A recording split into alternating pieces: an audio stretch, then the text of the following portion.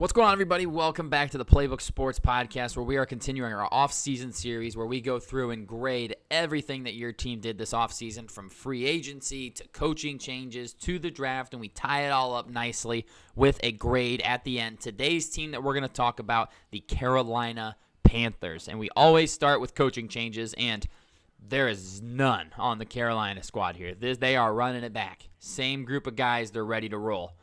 And that is even more so when we dive into free agency. Their offensive additions via free agency that are noteworthy, none. Offensive losses in free agency that are noteworthy, none. So, did the offense improve or get worse? Well, neither, because it's the exact same offense as last year. I mean, and we're not talking about the draft yet, but just from a free agency standpoint and from vets in the league, this offense is the exact same as last year. So they're not changing anything. That's not always a bad thing, though. The offense and Bryce Young started to look competent towards the end of the year and gave you some hope that, you know what, maybe they got something here. So not rocking the boat and just saying, you know what, let's just see if we can build it a little bit through the draft and improve it bits and pieces here. But we like what we saw. I get that. So neutral on the offense. Defensively, though, this is where they spent the money, baby. They added, I'm just going to list them off with their contracts. Trayvon Merrick for 3 years, $51 million. Great contract, $17 million per year. Love that. Tershawn Wharton on the defensive line, 3 years, $45 million. That one's a little rich for me. That's neither here nor there. Bobby Brown on the defensive line, 3 years, $21 million. They also added Patrick Jones on a 2-year, $15 million contract. And then Michael Jackson, not the singer, on a 2-year, $10.5 million contract. I just listed off 5 guys for them that are expected to play serious minutes on their defense this year. And they lose Xavier Rhodes. Yeah, that doesn't bother me a whole lot. So if you look at the defense, I think they significantly improved. I think significantly. They added at least 3 starters in Wharton, Brown, and Merrick, including, in my opinion, the best available safety in free agency. No disrespect to Javon Holland. I just think Trayvon Merrick is more steady. He's like a steady 8, whereas Holland can give you some 10s and he can give you some 4s. So I like that. I like adding some steadiness to the defense, especially at a serious position of need. I love what they've done defensively. No notes here. Well done. I mean, there are notes, but they did well. Very, very well in free agency to continue to build up that defense. Let's talk about their draft. And first pick, love the addition of Tetairoa McMillan at number 8. That's who I predicted in my final mock that they would take.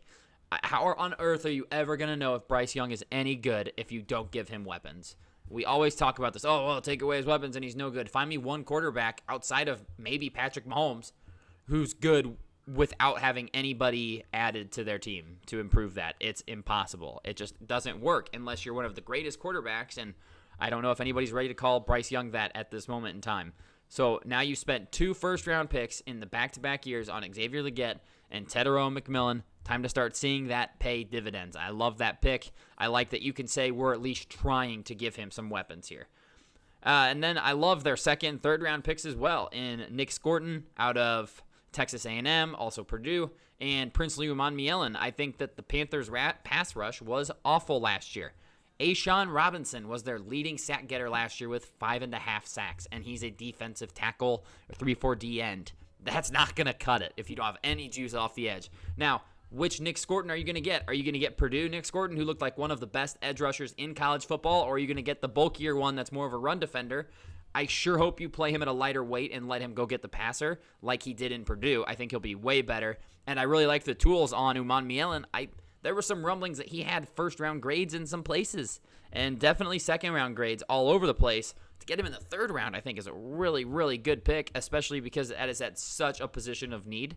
So I love the draft. I love what they did in the draft, especially their first few picks. And I'll even include Lathan Ransom in there just for grins because he's going to be playing a really important role this season. Looking at their depth chart and some holes. Now, I love what they did in free agency defensively. That doesn't fix everything. Not everything is fixed for sure. Let's start. Middle linebacker is a serious issue for this team. You've got your 2 starting middle linebackers are Christian Roseboom and Josie Jewell, and they are rated very poorly. They are the 121st and 135th rated interior linebackers. That is not good. If every team, if everything was equal, these guys would be 4th stringers. If all teams had one linebacker in the top 32 and two in the first 64 and yada, yada, so on and so forth, these guys would be fourth string middle linebackers, and those are your two starters. These are two guys you're going to rely on. That's scary. It's a scary thought. You don't have a leader at that middle linebacker position. I don't like that. And then your fourth-round pick, Lathan Ransom, is slated to be your starting safety. That's a scary thing when you have, he's already listed as the starter on their depth chart. That has to be a problem. He's good, but he went in the fourth round. Guys, that's not who you want to start right away, especially at an important position. I think safety is more important than we give it credit. I don't like that. And then edge rusher, yeah, I think they drafted well at edge rusher, but who can you point to on that defense and say this guy is going to be a problem and he's going to get to the quarterback all the time and he's our double-digit sack guy? Spoiler alert, there's no bona fide sack getter here, not a single one. I think that's an issue as well. So they've got holes still on the defensive side of the ball, in spite of the fact that they spent millions of dollars on it and improved it. It takes time.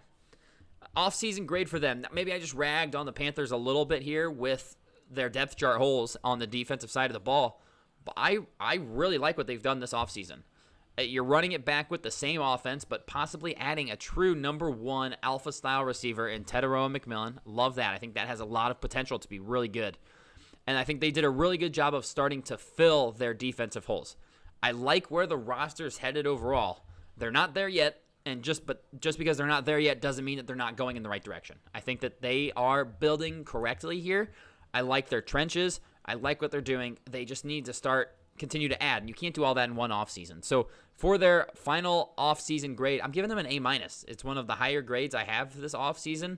Again, they recognized our defense was porous. It was no good, and they threw a bunch of money at it to try and fix it up. And I think that they drafted well on the defensive side of the ball. I mean, you've got at least two guys on the defensive side of the ball from this year's draft that are going to be expected to play big-time minutes this year. So I love that. I really like that. I think that they're building something well. They're doing a good job here of trying to build around Young as best as they can and support him, and I respect that. So A- for their final offseason grade. I like what you got going, Carolina. That's all I've got for you guys on today's off-season grade video. Panthers fans, make sure you guys hit the comment section. Let me know what you guys think about their final off-season grade. Make sure if you guys aren't already subscribed to the channel, make sure you guys subscribe to the channel. And if you could, please take just a second and like this video. It helps push the content out even further. It helps more than you guys know. That's all we've got for you. We'll see you guys in the next one.